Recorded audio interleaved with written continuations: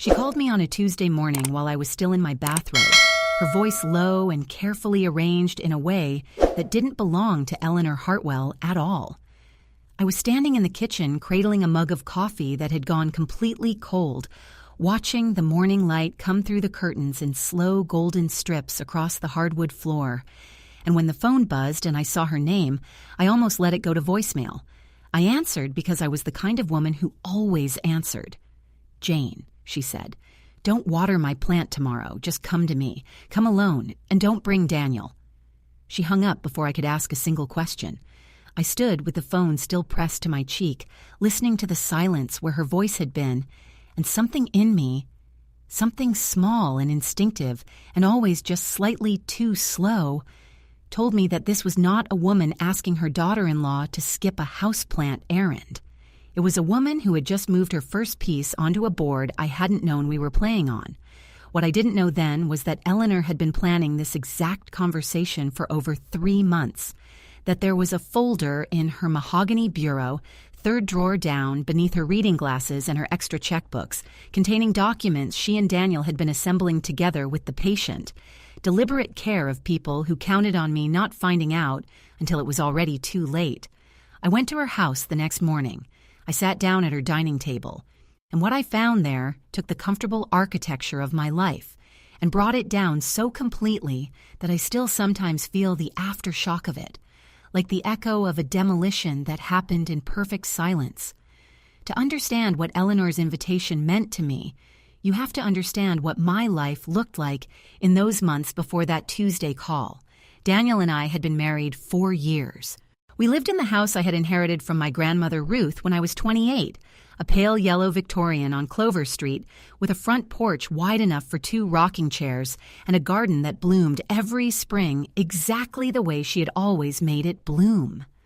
Dahlias along the cedar fence, rosemary climbing the south-facing steps, filling the entryway with its sharp, resinous warmth whenever the wind moved. One old apple tree in the backyard whose branches had grown crooked and wide and beautiful with age, whose blossoms fell every May in soft white drifts across the grass. The house was mine. I want to say that clearly because it matters to everything that came afterward. My grandmother had left it to me and me alone in a will her attorney prepared 3 years before she died. Not to my parents, not to my cousins, not to any future spouse. To me. She had sat with me on that front porch on a warm October evening, wrapped in her gray cardigan with the pearl buttons, and she had said, "This house is yours, Janie. Don't ever let anybody convince you otherwise." I had laughed a little that evening, thinking she was being dramatic in the way old people sometimes are when they feel the end approaching and want everything tied neatly before it arrives. I had kissed her cheek and told her not to talk like that. I had absolutely no idea she was giving me a warning. I would think about those words every single day for the rest of the year that followed Eleanor's phone call, and each time I thought of them, I understood them a little more completely. Daniel was a good man. I believed this for 4 years with the uncomplicated certainty I applied to other solid, reliable things. The old floors, the garden coming back each spring. He was steady and warm in the way that feels, at first, exactly like safety. The kind of man who refilled your water glass without being asked, who remembered which radio station you liked and tuned it before you got in the car. He came home every evening at 6:20 with his jacket over his arm and the distracted, pleasant smile I had come to love the way you love something familiar. I see now that I confused steadiness with honesty, that the same quality making him feel safe also made the surface of things very difficult to read, and that Eleanor had understood this about him far longer than I had. She lived 40 minutes north in a red brick house that smelled of floral potpourri and something faintly medicinal underneath. She was 63, trim, silver-white hair in a precise chignon, jewel-toned blouses, the bearing of a woman long certain she was correct about most things. She called Daniel every other day. She referred to our house, consistently and without ever being corrected, as Daniel's house. She had a way of entering a room and reorganizing its emotional architecture without appearing to do anything at all. A smile here, a pointed silence there. so that by the time you noticed what had shifted, you couldn't trace it back to her. I had never confronted her. That is my great regret. Looking back across those 4 years, I can identify at least a dozen moments where I should have stopped and said something clear and final. Every dinner where she made a small comment about how boys raised properly always come home eventually. Every visit where her eyes moved over our rooms like an appraiser's, not admiring but calculating. Every conversation with Daniel afterward where I had started to speak, then watched him look faintly uncomfortable and said never mind instead, poured myself more wine and told myself I was being sensitive. I was keeping the peace, I told myself. I was being easy to love. The first real sign came 4 months before that Tuesday call. Eleanor had come for Sunday dinner, and after the meal, while Daniel washed dishes and I set out dessert, she drifted into the living room and stood very still in front of the bookshelf where I kept my grandmother's cedar box. I watched her from the doorway. The box was old, dark-stained, with Ruth's initials pressed into the lid, and inside it, I kept the original deed to the house, along with old photographs and 2 handwritten letters I couldn't bring myself to discard. Eleanor stood there perhaps 30 seconds with her wine glass held loosely at her side, her head at a slight angle, her eyes on the box with the focused attention of someone calculating something they have already decided to pursue. When she heard my footsteps, she turned, and the expression vanished, replaced instantly with her warm, social smile. "Your grandmother had such wonderful taste," she said. I said thank you. I brought out the apple tart. I told myself it was nothing. 2 months after that, she asked me on the phone whether I had ever considered putting Daniel on the deed officially, as though his absence from it were a mild administrative oversight. "It would just make things so much simpler," she said, "for both of you." I told her calmly that the house was in my name alone, and I was comfortable with that. There was a brief, controlled pause. "Of course, dear. Whatever feels right for you." She moved immediately to her neighbor's hydrangeas. When I told Daniel that evening, he looked up from his report, was quiet a moment, and said, "She means well. You know how she is." He looked back down. I stood in the doorway of my grandmother's house and felt something cold settle in my chest, like a stone dropped into still water. In the weeks that followed, small things accumulated the way small things do, each one individually explainable, collectively damning. Eleanor and Daniel in the kitchen with lowered voices that went quiet when I entered. A half-caught phone call where Daniel mentioned the attorney before walking to the back of the house. His mother's car in our driveway one evening when I came home from book club, gone before I parked. Daniel in the kitchen with the particular look of a man interrupted in something he'd rather not explain. "She was just in the neighborhood," he said. Eleanor lived 40 minutes north. I nodded. I made tea. I told myself again what I'd been telling myself for months. You are imagining things. You are always imagining things. This is what you do. The plant was real, I should explain that. It was a large, ancient monstera in a terracotta pot on Eleanor's back windowsill, dramatically leafed and slightly imposing. Eleanor had given me a key to her house 2 years into our marriage so I could water it whenever she traveled. Presented as a gesture of trust, I accepted the key. I watered the plant. I left the key on her kitchen counter and drove home. It had never occurred to me that the key, or the plant, or the quiet habit of letting myself into Eleanor Hartwell's house might become significant for reasons having nothing to do with the monstera. So when she said, "Don't water the plant, just come," the word alone was what landed differently from anything she had ever said to me. Because Eleanor had never, not once in 4 years, asked me to come without Daniel. I was never the person she wanted in any room she occupied. Why now? Why me alone? And why with that low, rehearsed voice? I didn't tell Daniel she had called. I drove to Eleanor's house on Wednesday morning under a sky that couldn't decide whether to rain. Clouds low and yellowish gray, the kind that sit suspended as though waiting for something to happen before committing. I drove with the radio off, hands steady on the wheel, running through every possible version of this visit. Maybe she was ill. Maybe she had something of Ruth's to return. Maybe with the tender, slightly embarrassing optimism of a woman who has wanted to truly belong to a family for 4 years, she was finally choosing to know me. I parked in her driveway, sat in the car a full minute, watching the lamp burning in her front window, the familiar ceramic figurines perfectly positioned on the sill, undisturbed. I took a breath. I went in. Her front door was unlocked, which was not usual. I knocked anyway, and when her voice came from deeper inside, "Come in, Jane." I stepped into the familiar smell, potpourri, something faintly chemical underneath, the silence of a house that is never casually inhabited. I moved through the living room and found her not in her usual chair, but at the formal dining table.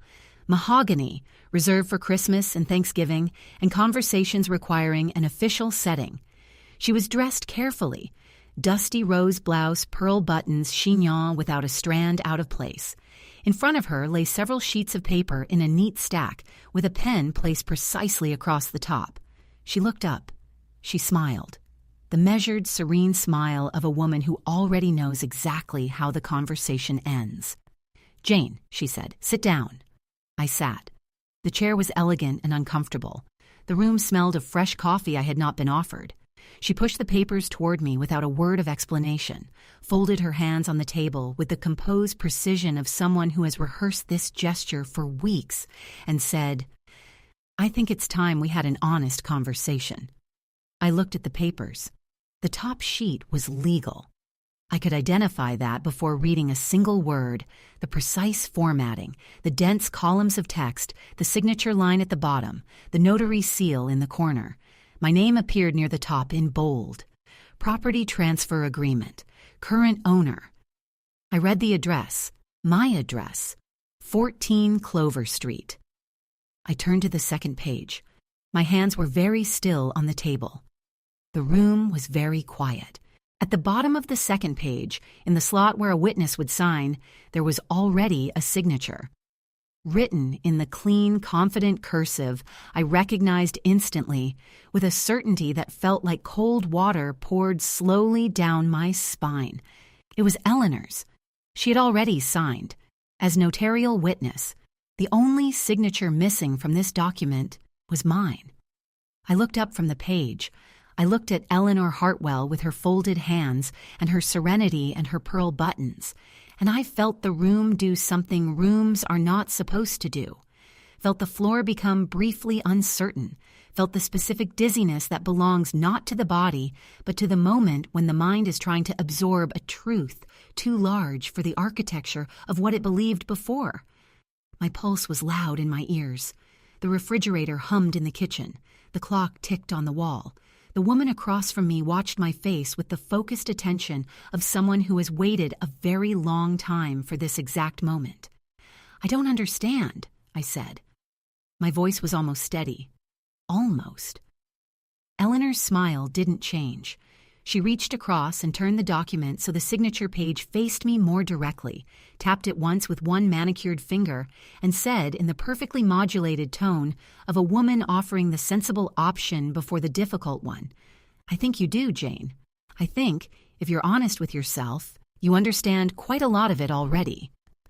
I sat with my hands in my lap and looked at Eleanor Hartwell across that mahogany table and understood, with the particular clarity that only comes in moments of true crisis, that I had two choices. I could fold, pick up that pen, and pretend I was too frightened, too confused, too much the version of myself I had been performing for 4 years. Or I could be still, very still, and I could listen. I set the document down. I folded my own hands. I said in the quietest voice I have ever used, "Tell me what this is." Eleanor had expected tears or protests or rapid blinking.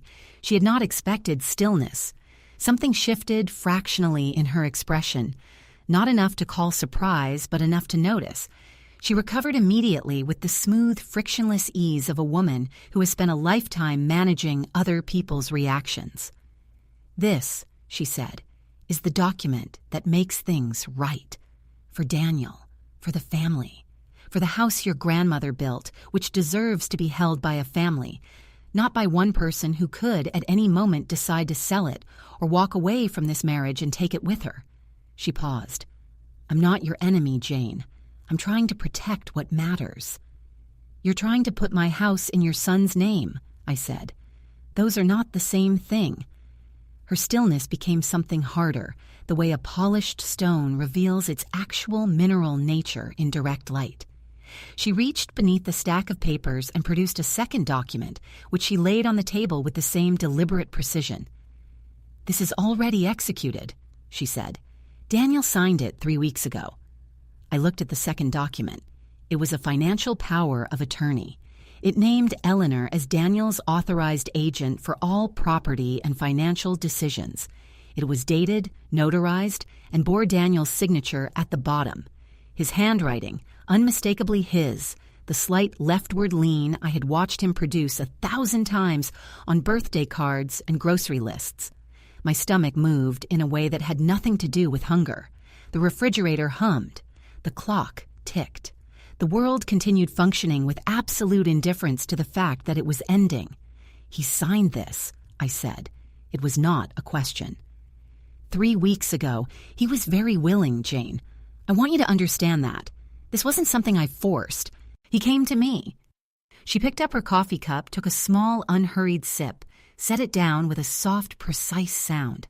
I thought about every lowered voice in the kitchen, every half-caught phone call, every car in the driveway that was gone before I parked. I thought about every moment I had named imagining things. And then I picked up my bag. I took out my phone. I called Daniel. He answered on the second ring. Jane, he said. His voice carried exactly the wrong kind of tension. Not the tension of someone caught off guard, but the tension of someone who knew this call was coming and had been dreading it. I can explain, I said. Are you aware that your mother is sitting across from me with a property transfer agreement for my house and a power of attorney bearing your signature? The silence that followed was not the silence of surprise. It was the silence of a man who has been running from something and has finally heard it catch up. Please don't do anything yet, he said. I'm coming over. I hung up. I stood up from the elegant, uncomfortable chair. I picked up the property transfer document from the table. Eleanor's hand moved fractionally forward, a reflexive reach, then stopped. I'll be keeping this, I said. She watched me with those cool, assessing eyes and said nothing. I crossed the living room, past the perfectly arranged figurines, walked through the entryway that smelled of potpourri and something chemical, and the particular scent of a plan that had been in motion for a very long time. I opened the front door. Outside, the sky was still that suspended yellowish gray. I got in my car. I made it 4 blocks before I had to pull over. I sat on the side of a quiet street with the engine running and my hands gripping the wheel and my whole body shaking. Not with grief, but with shock finding its way out through my extremities. I looked at the transfer document on the passenger seat. I looked at my grandmother's name in the deed history. Ruth Ellen Kavanaugh, who had wrapped herself in her pearl-button cardigan and told me, "Don't let anyone convince you otherwise." I pressed Patricia's contact and listened to the ringing. 2 years earlier, at a family dinner, Eleanor had told a story about Daniel always dreaming of owning a beautiful old home with character, looking directly at me as she said it, her smile like a crescent moon, thin and curved and pleased with itself. I had told myself that evening, "You are being paranoid. She is just eccentric. He is just her son, and she loves him too much in the way certain mothers do." I had been wrong about all 3 of those reassurances simultaneously, with an efficiency I found, sitting on that street with my whole body shaking, almost impressive. Patricia had been my father's attorney for 22 years, and mine for 6. She was precise and unsentimental, and had the manner of a woman who has spent decades watching what people will do to each other for property. She answered, heard me say, "I need you today," and said without preamble, "What time can you be here?" Daniel arrived at our house 2 hours after I returned from Patricia's office. I heard his key in the door and stood in the living room and waited. He looked terrible. Drawn, sleepless, the tension in his jaw I had been reading as work stress for 3 weeks now correctly identified for what it actually was. He walked in. stopped when he saw my face, and said very quietly, "Jane, I'm sorry." "Sit down," I said. "Tell me everything, from the beginning. Don't decide what I can handle." He sat. I stood. It had started, he said, not 3 weeks ago, not 4 months ago, 18 months ago. Eleanor had raised the question of what would happen to the house if our marriage ended, framed as concern, practical parental worry. She'd come back to it month after month, each time more urgent.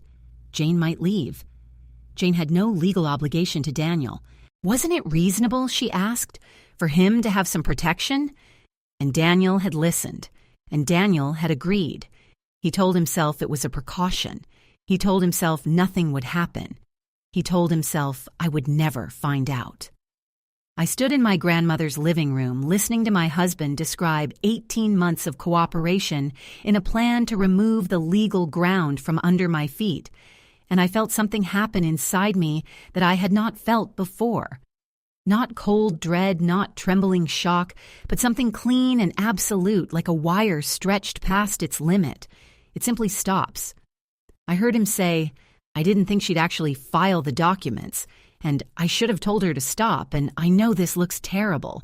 And each sentence landed somewhere that had gone quiet in me, somewhere past the reach of his explanations. "You went to the same attorney," I said. He stopped. "Patricia found it in 20 minutes. Eleanor used the same firm that drafted Ruth's will. She's had access to that file for 2 years, Daniel." He looked at the table. "She told me it was general estate law research," he said. "I didn't know she'd looked at Ruth's file." I looked at him for a long moment. "Daniel," I said, "you didn't know, or you didn't ask." He opened his mouth. He closed it. He looked at the table in exactly the way he had always looked at the table, when there was no answer that served him. There was one last thing. I told him what Patricia had discovered in her first review of the document, the thing that had made her set down her pen and look at me with the expression of someone recalibrating the severity of what they're handling. Eleanor was not a licensed notary. Her commission had expired 11 years earlier and was never renewed. The notary's seal she had applied to her own witness signature on the property transfer agreement, pressed there with such precise, unhurried confidence, was fraudulent. Every document in that neat stack on the mahogany table was legally worthless, and producing fraudulent notarial seals in this state is not a civil matter. It is a criminal one. Daniel sat with this for a long time. The house was very quiet around us. Outside, the apple tree stood in the late afternoon light, new leaves beginning at the tips of its crooked branches, pale and tentative. "She never told me about the seal," he said finally. "I know," I said. "What happens now?" he asked. "Now," I said, "Patricia calls the county clerk's office, and then we have a conversation about what you're going to do." What Daniel did in the end was cooperate fully. He provided a written statement detailing every conversation. He surrendered copies of every relevant communication. He was present, white-faced and silent, at the meeting 3 weeks later, where Patricia laid the complete case before Eleanor's attorney. The fraudulent seal, the unauthorized use of Ruth's estate file, the documented plan to obtain Jane's signature under false pretenses. Eleanor's attorney did not attempt to defend any of it. He advised his client to make no further contact with me and to retain a criminal defense specialist immediately. Eleanor did not go to prison. The wheels of consequence rarely turn as completely as justice requires. What happened? The county district attorney's office reviewed the complaint, treated the fraudulent notarial seal seriously, and Eleanor entered a diversion agreement, 2 years of probation, a substantial fine, and a formal legal prohibition against any notarial or witness signature activity. Her reputation in the social world she had spent 63 years constructing was, by all accounts I received, permanently dismantled. Her neighbor canceled a standing monthly dinner, I was told, and did not reschedule. Daniel and I separated in June. It was quiet and careful, the way the end of something true tends to be. He moved into an apartment across town. We divided what was divisible. The house at 14 Clover Street was documented, clearly and finally, as belonging entirely to Jane Kavanaugh, my grandmother's name, which I took back. He called once, 3 months later, to say he was in therapy and that he was sorry. I said I believed him, because I did, and that it wasn't enough, because it wasn't. We did not speak again after that. Patricia sent me a card when it was all concluded, a small cream envelope with her initials embossed on the back, and inside it, in her precise attorney's hand, "Your grandmother chose well." I put the card in the cedar box, next to the deed and the photographs and Ruth's 2 handwritten letters, and I closed the lid and I set the box back on the shelf where it had always lived, where Eleanor had once stood with her wine glass and her calculating eyes and her very long plan. 8 months after Eleanor pushed those papers across her table, I sat on the front porch of the pale yellow house on Clover Street on a Saturday morning in early November with a mug of coffee that was still hot. The dahlias were finished for the year, the rosemary gone gray-green and woodsy with the cold. The apple tree had dropped its last leaves, its crooked branches standing against the pale sky the way they always stood, patient, as though they had seen everything and found none of it surprising. My neighbor waved from her car. I waved back. The morning was cold and bright and entirely mine. I thought about Eleanor at that mahogany table, tapping the signature line with one manicured finger. "I think you understand quite a lot of it already." And I thought, yes, I do now. I understand that a house is a house, and a family is something you choose, not something you're assigned, and that the things which belong to you are worth defending with exactly the kind of quiet, absolute precision that the people who want to take them count on you not having. My grandmother had tried to tell me. It just took a fraudulent notary seal, 18 months of a man I loved choosing his mother's plan over his wife's trust, and one very particular Tuesday morning phone call about a plant I never needed to water again to make the lesson finally permanently land.